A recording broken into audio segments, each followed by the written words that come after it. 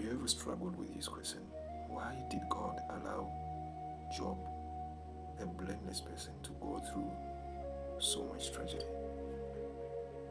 We can safely say he went through hell on earth. What was missing in Job that God had to allow that trial? What did Job gain out of it at the end of the day? See, God values intimacy more than he values our doctrinal precision, righteousness, being flawless. You see, Job knew God from a servant distance, not as a father. What God desired in Job, or what lacked in Job, was intimacy. And the devil saw that loophole. That's why he responded to God and said, Job's obedience is reciprocal. It's a transactional thing. He does good because you bless him and you protect him. Typically a servant and a master relationship. Because a servant gets a reward, then he is loyal.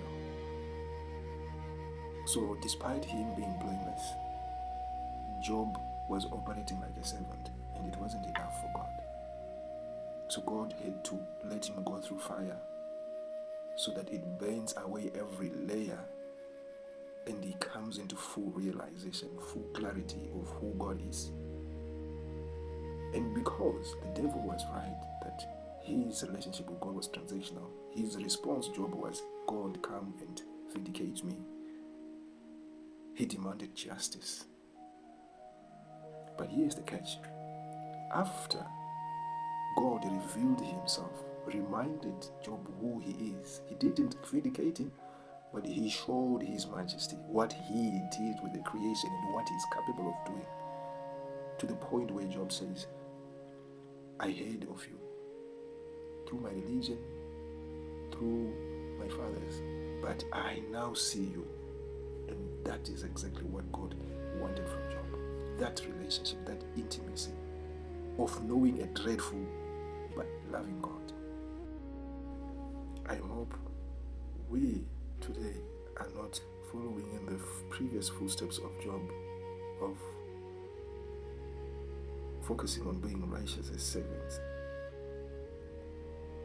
but coming true to why Jesus Christ came and died for us on the cross, that we become sons and daughters. Because there is more intimacy in being sons and daughters to our Father. There is more loyalty in sons and daughters than in servants. And that is what God desires, so desires, that he had to sacrifice Job. God bless you.